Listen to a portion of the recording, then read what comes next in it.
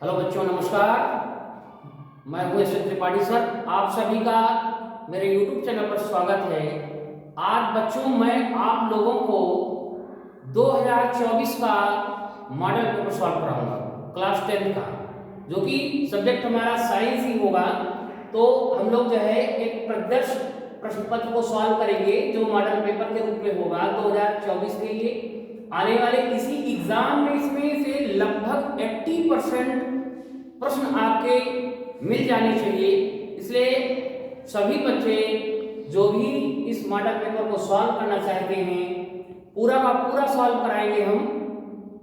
इसको हम लोग 3 पार्ट में सॉल्व करेंगे। तो सभी बच्चों से मेरा अनुरोध है कि वो कॉपी और पेन लेकर के बैठें, क्योंकि जितने भी प्रश्न हैं इन सभी प्रश्नों को 1 बाय 1 सॉल्व कराया जाएगा।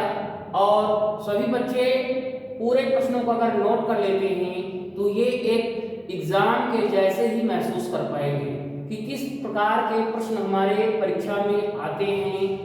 तो हम लोग थोड़ा सा एक बार मॉडल पेपर को मैंने दिखा दिया है कि इस टाइप का ही मॉडल पेपर आएगा, और जैसे जैसे हम लोग सॉल्व करेंगे अब हम लोग जो है बात करेंगे इन प्रश्नों पर। ठीक है, तो आइए देखते हैं पहला प्रश्न पत्र में क्या क्या कंडीशंस होती हैं। तो यहाँ पर मैं प्रश्न पत्र को पढ़ूंगा।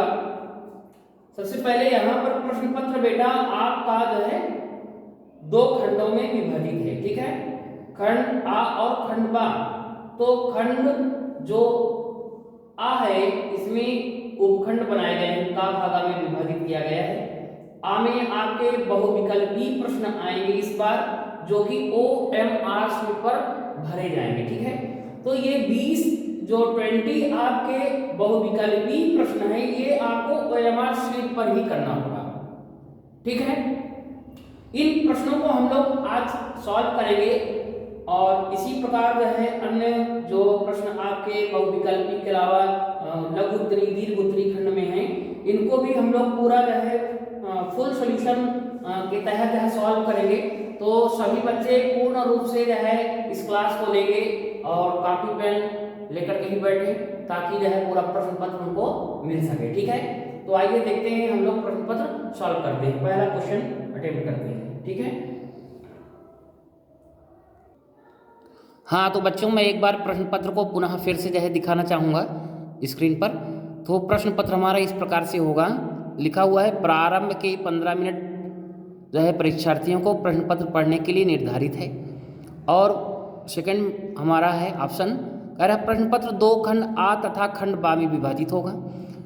तीसरा है खंड आ तथा बा 3 उपखंड का खागा में विभाजित है। और चौथा ऑप्शन है प्रश्न पत्र के खंड आ में बहुविकल्पी प्रश्न है, जिसमें सही विकल्प का चुनाव करके OMR शीट पर नीले अथवा बाल पॉइंट से जो है गोले को पूर्ण करना है। ठीक है, इसके बाद हमारा अगला पॉइंट है खंड आ में बहुविकल्पी प्रश्न है तो प्रत्येक प्रश्न के लिए 1 अंक निर्धारित किए गए हैं। खंड बा में वर्णनात्मक प्रश्न होंगे और प्रत्येक प्रश्न के सम्मुख उनके निर्धारित अंक दिए गए होते हैं बेटा। खंड बा के प्रत्येक उपखंड के सभी प्रश्न एक साथ करना आवश्यक होगा और प्रत्येक उपखंड नए प्रश्नों से प्रारंभ करना होगा। ठीक है, सभी प्रश्न अनिवार्य हैं। तो हम दिखाना चाहेंगे कि इस प्रकार से ही आपका पूरा जो है पेपर आपका आने वाला है। खंड आ में बहुविकल्पी प्रश्न इस प्रकार से हैं। तो यहाँ पर देख रहे हैं कि नंबर काउंट करेंगे कितने नंबर तक हैं, तो देखते जाएंगे 4 5 6 7 8 9 10 11 12 13 14 15 16 17 18 और ये प्रश्न आपका 19 20 तक। तो ये 20 तक हमारे जो है बहुविकल्पी ऑब्जेक्टिव प्रश्न आएंगे। इनको हम लोग 1 बाय 1 पूरा का पूरा सॉल्व करेंगे। इसके बाद हम लोग वर्णनात्मक प्रश्नों का भी पूर्ण रूप से सॉल्व करेंगे इनको। तो एक बार मैं प्रश्न पत्र दिखाना चाहूँगा ताकि जो है बच्चे समझ लें कि किस प्रकार के प्रश्न परीक्षा में आते हैं और हमको कैसे जो है सॉल्व किया जाएगा। तो इनको मैं पूर्ण रूप से आप लोगों को सॉल्व कराऊंगा। वीडियो के लास्ट तक पूरे लेक्चर के बने रहें, ताकि तभी समझ पाएंगे, क्योंकि बहुत सारे बच्चे जो है शुरू में ही देख करके बंद कर देते हैं, पूर्ण रूप से लाभ नहीं उठा पाते हैं। तो ये प्रश्न पत्र 100% आपके प्रश्न जो आएंगे बोर्ड परीक्षा में उनमें से ही मिल जाएंगे। तो इस वीडियो में हम लोग पूरा सॉल्व करने जा रहे हैं। चलिए आइए देखते हैं सॉल्व। हाँ, तो बच्चों जो है हमारा जो प्रश्न होगा वो खंड का पहला प्रश्न है। इसमें दो पृष्ठों से घिरा हुआ कोई पारदर्शी माध्यम जिसका एक या दोनों पृष्ठ गोलीय हैं। कोई एक जो है पारदर्शी माध्यम हो और कह रहा एक पृष्ठ या दोनों पृष्ठ, तो यहाँ पर ये पहला पृष्ठ हुआ और ये दूसरा पृष्ठ हुआ। साफ साफ कह रहा है दो पृष्ठों से घिरा हुआ कोई पारदर्शी माध्यम, तो दो पृष्ठ हैं यहाँ पर, दो पृष्ठों से पारदर्शी। पारदर्शी का मतलब ये है बेटा कि एक पार से दूसरे पार तक जो वस्तु दिखाई दे। मान लीजिए कोई एक यहाँ पर वस्तु है, तो किस पार से उस पार तक किसके माध्यम से देखा जा सकता है? लेंस के माध्यम से, है ना। तो ये है क्या? ये गोलीय है, पृष्ठ गोलीय भी है, तो क्या कहलाता है? तो आगे देखते हैं यहाँ पर ऑप्शन। पहला ऑप्शन है गोलीय दर्पण, दूसरा है त्रिज्या, तीसरा है गोलीय लेंस, चौथा समतल दर्पण। तो बेटा दर्पण की तो हम लोग कंडीशन पहले ही पढ़ चुके हैं कि अगर यहाँ पर अगर हम पहली ऑप्शन को लिया जाए कि पहला ऑप्शन होगा तो पहला नहीं होगा। क्यों नहीं होगा? आज देखते हैं। गोलीय दर्पण, दर्पण है तो इसका मतलब किसी भी एक तरफ पर इसके पॉलिश हो जाएगी। अगर पॉलिश हो जाएगी तो एक तरफ से हम दूसरी तरफ कहाँ देख सकते हैं? नहीं देख पाएंगे, है ना। तो इसका मतलब पहला ऑप्शन तो हमारा नहीं होगा। दूसरी बात त्रिज्या, त्रिज्या का तो यहाँ पर कोई लेना देना ही नहीं है ना, क्योंकि दो पृष्ठों से घिरा हुआ कोई पारदर्शी माध्यम की बात कर रहा है, तो त्रिज्या से क्या लेना देना? त्रिज्या तुम्हारी की पृष्ठ है, ऐसा हुआ यहाँ से सेंटर हुआ, सेंटर से जो पोल तक की डिस्टेंस हुई ये वक्रता त्रिज्या होगी, तो त्रिज्या यहाँ पर त्रिज्या का भी कोई मतलब नहीं है। अगला गोलीय लेंस, तो लेंस ही एक हमारा ऑप्शन है, कोई भी है गोलीय लेंस है, इस प्रकार का दो पृष्ठों से घिरा हुआ। अगर हम तीसरे ऑप्शन की बात करें समतल दर्पण, तो समतल का मतलब जिसका पृष्ठ जो है सम हो, बराबर हो, और दर्पण तभी बनेगा जब इसमें एक तरफ पॉलिश हो जाएगी। अगर पॉलिश हो जाएगी तब भी एक तरफ से दूसरे तरफ नहीं देखा जा सकता। पॉलिश हो जाएगी किसी चीज में तो कहाँ दूसरी तरफ दिखाई देगा। तो इसका मतलब पहला ऑप्शन नहीं होगा, दूसरा भी ऑप्शन नहीं होगा और चौथा भी नहीं होगा। तो इसका मतलब हमारा ऑप्शन क्या हुआ बेटा? गोलीय लेंस हुआ। पहले का हमारा ऑप्शन क्या हो जाएगा? गोलीय लेंस हो जाएगा। ठीक है, समझ में आया सभी के? आइए दूसरे क्वेश्चन को अटेम्प्ट करते हैं। तो यहाँ पर हमारा जो पहला है, पहले में हम लोग सही पर टिक का निशान लगा दिए, गोलीय लेंस, बाकी हमारे ऑप्शन गलत है। ठीक है, तो गलत पर हमें कुछ नहीं करना है। जो आपका ऑप्शन सही हो वो OMR सीट में एक सीट मिलेगी इस टाइप से, उसमें नंबरिंग होगी 1 2 3 4 इस टाइप से होगी बेटा। तो वहां पर A B C D ऐसे ऑप्शन होंगे, गोले होंगे। तो उन गोलों में जो आपका ऑप्शन सही आएगा उसी पर टिक कर देना है। तो पहले में जैसे हमारा ऑप्शन कौन सा मिला?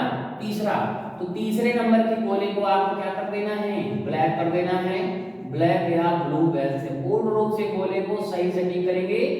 ज्यादा दिन समय नहीं बचा एग्जाम के, इसलिए पूर्ण रूप से बातों को ध्यान देकर के ही बच्चे चलेंगे। ठीक है,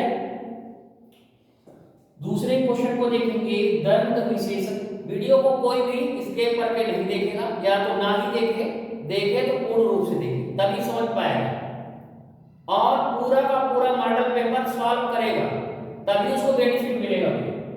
ठीक है, और जिन बच्चों ने अभी तक लाइक और सब्सक्राइब नहीं किया वो तुरंत ही चैनल को सब्सक्राइब लाइक कर डालें। दंत विशेषज्ञ मरीजों के, दंत विशेषज्ञ का मतलब है दांत देखने वाले जो डॉक्टर होते हैं।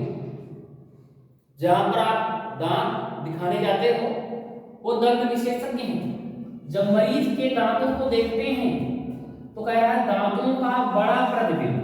दांत अगर आपका छोटा है तो उसको बड़ा करने के लिए, ताकि स्पष्ट रूप से दिखाई दे, तो धातु का बड़ा प्रतिबिंब देखने के लिए कह रहा किस दर्पण का, दर्पण कौन से ऐसे मिरर का, शीशे का उपयोग करते हैं। तो आइए देखते हैं ऑप्शन में। पहला ऑप्शन है हमारा बेटा कौन सा, अवतल दर्पण, दूसरा है समतल दर्पण, तीसरा है उत्तल दर्पण।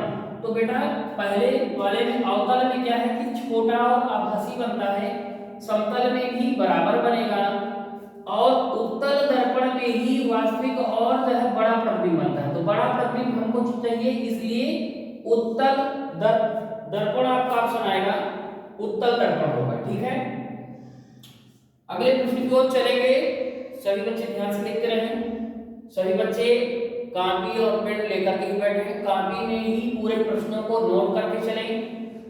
और ये 100% चूंकि ये मॉडल पेपर आपकी गवर्नमेंट के वेबसाइट से ही डाउनलोड करके सॉल्व कराया जा रहा है, तो पूर्ण रूप से एक प्रदर्श है 2023 और 24 का ये विशेषज्ञों द्वारा जो है मॉडल पेपर तैयार किया जाता है। अगर बच्चे इसको सॉल्व कर लेते हैं तो उम्मीद है कि 80% तक इसमें से प्रश्न आपके आ जाएंगे, मिल जाएंगे। तो पूर्ण रूप से ध्यान देकर के सॉल्व करेंगे। अगला क्वेश्चन, किसी उत्तल लेंस, कोई उत्तल लेंस है भाई, ठीक है, उत्तल है और लेंस है, कह उसके सामने 2f और अनंत के बीच कोई बिंब वस्तु रखा गया है। तो यहाँ पर अगर हम बात करें तो यहाँ पर थोड़ा सा समझा दूंगा साइड में।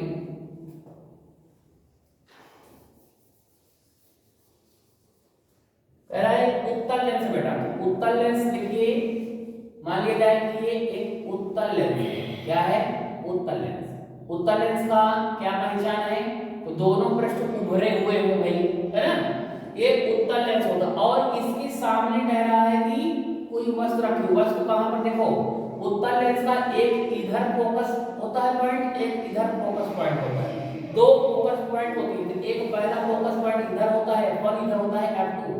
सभी बच्चे समझ रहे हैं। तो कोई वस्तु जो हमारी रखी गई है वो कह रहा है, प्रश्न कह रहा है हमारा कि वह क्या कह रहा है, किसी उत्तल लेंस के सामने, ये उत्तल लेंस है, इसके सामने कितनी दूरी पर, 2f दूरी पर, मतलब कि फोकस दूरी का जस्ट डबल, ठीक है। और अवतल अनंत के बीच, तो यहाँ पर अनंत का मतलब इधर जो है उत्तल लेंस के सामने चलते जाएंगे मुख्य अक्ष पर, है ना, तो फोकस दूरी पर और अनंत के बीच में रखा गया, अनंत इधर कहीं भी हो सकता है, ठीक है। तो यहाँ पर कोई वस्तु को क्या किया गया है, रखा गया है। तो कह रहा है इसका प्रतिबिंब कैसा बनेगा, ठीक है। तो प्रतिबिंब कैसे बनेगा भाई, कोई भी वस्तु है, वस्तु चलने वाली तो होगी, रे किरणें होंगी, ठीक है। किरणें पहले रह जाएंगी, लेंस में टकराएंगे, लेंस से क्रॉस करके। तो याद रहे ये माध्यम हमारा जो है विरल है, लेंस हमारा सघन माध्यम हुआ। तो जब भी विरल से सघन में कोई भी किरण जाती है तो थोड़ा सा बेंड हो जाती है, झुक जाती है। तो झुकने की वजह से ये क्या हो जाएगा, कहीं ना कहीं क्रॉस करके जाएगा, ठीक है। इतनी बात सभी समझ में आ रही है बात भाई कि नहीं आ रही है। दूसरी किरण हमारी ये कहीं ना कहीं से जाएगी, जो कि हमारी कहां से जाएगी, लेंस के केंद्र से आएगी। तो इस प्रकार से जाएगी, कहीं ना कहीं काटेंगे, जहां क्रॉस करेंगे तो फोकस पॉइंट यहां पर नहीं मानेंगे, नहीं होगा। तो ये यहाँ से यहाँ तक जो हमारी पूरी होती है, ये हमारी क्या होता है, प्रतिबिंब की लंबाई होती है, ठीक है। तो इस प्रकार यहाँ पर जो ऑप्शन की अगर हम बात करें तो देखेंगे वास्तविक और उल्टा। तो यहाँ पर वास्तविक भी बन रहा है और उल्टा बनेगा, है ना, और छोटा बनेगा। दूसरा है वास्तविक उल्टा और बड़ा, तीसरा है हमारा वास्तविक उल्टा और बड़ा, चौथा ऑप्शन है डी आभासी सीधा और बड़ा। तो यहाँ पर बच्चे बताए भाई क्या कौन सा ऑप्शन आएगा, तो ऑप्शन में हमारा बेटा ए आएगा, वास्तविक उल्टा और छोटा होता है, वास्तविक उल्टा और छोटा होता है, ठीक है। तो चलिए अगले प्रश्न को देखेंगे अब इसके बाद। हाँ तो बच्चों जो है अगला प्रश्न हमारा है, मानव नेत्र अभिनेत्र लेंस की फोकस दूरी को समायोजित करके विभिन्न दूरियों पर रखी वस्तुओं को फोकसित कर सकता है, ऐसा हो पाने का कारण है। तो बेटा पहला ऑप्शन हमारा है जरा दूरदर्शिता, दूसरा है समंजन, तीसरा ऑप्शन है सी निकट दृष्टि दोष, डी ऑप्शन है दीर्घ दृष्टि। तो यहां पर बेटा बता देना चाहूंगा कि इस स्थिति में समंजन जो है होने के कारण ऐसी स्थिति आती है। ठीक है, तो ऑप्शन हमारा बी होगा समंजन। अगले क्वेश्चन की ओर बढ़ेंगे। अगला क्वेश्चन 5th नंबर है, कॉलम ए में दी गई राशियों का सम्मेलन करना है कॉलम बी में दिए गए जो एसआई मात्रक हैं उनसे। ठीक है, तो आइए विकल्प चुनते हैं। कॉलम ए में पहला ऑप्शन है विद्युत विभवांतर, दूसरा है विद्युत धारा बेटा, तीसरा है विद्युत शक्ति, चौथा है प्रतिरोध। इनके सामने ही इनकी जो है मात्रक दिए गए हैं बेटा। ठीक है, तो देखेंगे कि विद्युत विभवांतर, तो विद्युत विभवांतर विभव है तो हमारा वोल्ट है, क्योंकि विभवांतर को हम लोग वोल्ट से नापते हैं। ठीक है, तो पहले का ऑप्शन, इसका मतलब विद्युत विभवांतर का ऑप्शन क्या आएगा, वोल्ट है। ठीक है, विद्युत धारा, धारा को हम लोग किससे नापते हैं, हमेशा सभी बच्चों को पता होगा कि धारा का मात्रक क्या होता है, एम्पियर होता है।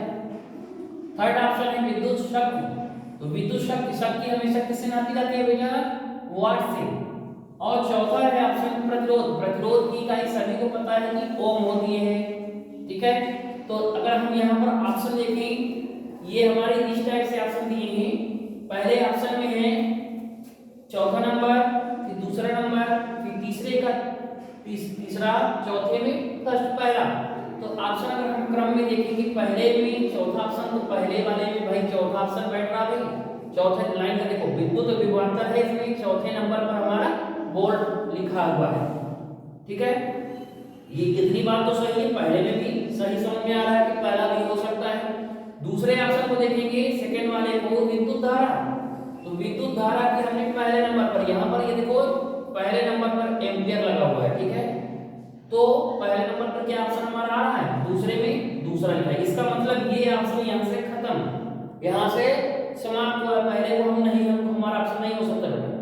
दूसरे वाले को देखते हैं, बी ऑप्शन में क्या है, कह रहा पहले में पहला, तो पहले में पहला तो भाई हो ही नहीं सकता, क्योंकि विद्युत विभवांतर और इसका ऑप्शन हमारा चौथे नंबर पर मिला है। यहाँ पर हम अगर बात करें तो ये पहला, ये सेकेंड ऑप्शन नंबर था, ये तीसरा नंबर था, और चौथा नंबर था। इसका मतलब पहले वाले में चूंकि विद्युत विभवांतर पहले नंबर पर है, तो पहले का हमारा चौथे से मेल खा रहा है, तो जो भी चौथे मील में आएगा वही होगा। तो देखेंगे कि बी ऑप्शन में भी पहले शुरू है, सी में भी पहले शुरू है, इसका मतलब ये दोनों ऑप्शन नहीं होंगे। ठीक है, जनरल दिमाग शॉर्टकट पाने के लिए हम लोग ऐसा अप्लाई कर रहे हैं। तो डी ऑप्शन में पहला में हमारा चौथा। चलिए आगे भी चेक कर लेते हैं कि सही बात है कि गलत तो नहीं हो रहा है। तो दूसरे में विद्युत धारा है, विद्युत धारा को देखेंगे पहले क्वेश्चन नंबर पर लगा हुआ है, फर्स्ट नंबर पर एम्पियर पर है, मतलब कि पहले ही लाइन में पहले नंबर पर एम्पियर आ रहा है। तो दूसरे ऑप्शन में हमारा एम्पियर है, बिल्कुल सही जा रहा है।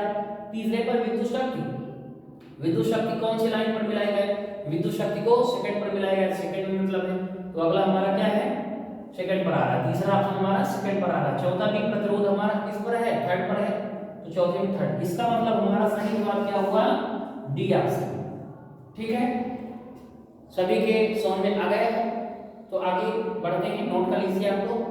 अगला क्वेश्चन हम लोग छठा क्वेश्चन करेंगे।